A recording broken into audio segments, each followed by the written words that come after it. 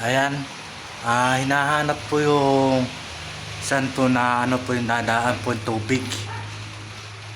Ayun po yung butas yun, yan o. Hindi ko sure doon lang gagaling. Yan ay po yung gumagapang po diyan. Yan, tinitingnan lang po kung saan napatak yung tubig. Yung sa ano yun po, parang basang-basa po yun o. Yan yung mayroong tubo. Hindi lang po makita po yung saan po ano. Basa po yung tubo na yun, yung basang kahoy. Yan. Tsaka po yan o, basang-basa na po yung kahoy na yan o. Yan o, yan o. Hindi ko po alam sa nadaan yan.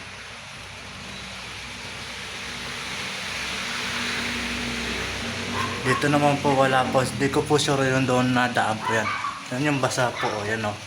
Yan nadaan. Parang inaana na rin yan ng anay.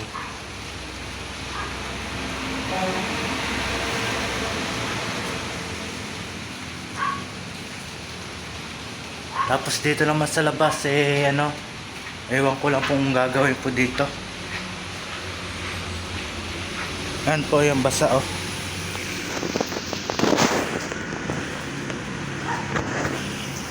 Yan, basang basa po yan. Yan po yung dito nang gagalang yan. Sa ilaw na yan yung may tubig. At saka po yan yung sa kisame na yan. Yan, ito yan. May natulo po dyan. Ayan o, nakikita niya pumatak. Yun, doon ang gagaling yan. Kaya ano, wala po na nasa loob. Dito na siguro gumapang. Yan. Yan po yung basa o, yan o. Baka sasabihin na naman ni yan, cellphone ko natuluan na din. Nabasa. Natuluan cellphone, nabasa po cellphone. Natuluan po cellphone. Tumulo po dyan. Yan, sakay sa mga butas na yan.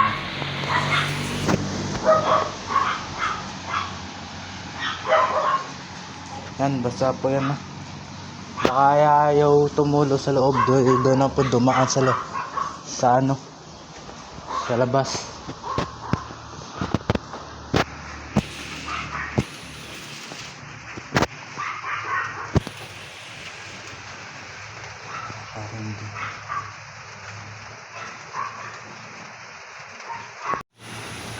Yan, tinanggal ko po yung bumbilya para hindi po pundi.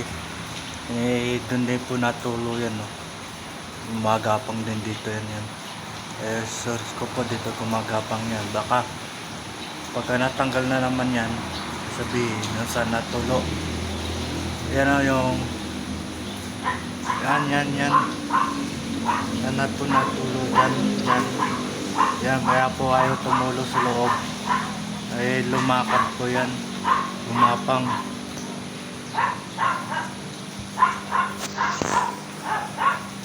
Gumapang po na siguro, ayaw tumulo doon sa loob. Yan, nabasa o. Naputik na nga po naapakan ko po.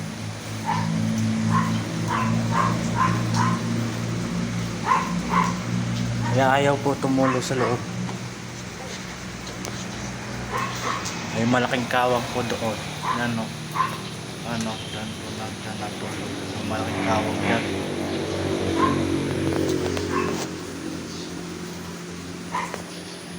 Yan pa po, o yan o. Natulog pa dyan o. Yan o. Nakikita nyo. Yan yung malaking bilog na yan na kulay puti. Yan yun. Kaya ayun, dami o. Marami. Yan o. Kaya ayaw gumapang doon sa loob o. Na ano na po doon sa ano. Nandito na siguro lahat po. Siguro sira na po yung mga kahoy. Baka na ano na rin ang anay. Hindi ko sure kung sisirain din to. Yan muna yung nasa loob. Baka naman pag nabaklas to, matetengga na naman to. Pabayaan na muna ganito. Bukas pagka wala na pong ulan titingnan na lang po yung mga kahoy po doon nung may anay po. Ito lang po yan, natulog po yan hanggang doon sa ano yan, yung may kaog na yan hanggang doon sa bumbilyang sira ay bumbilyang tinanggal ko po. Yan.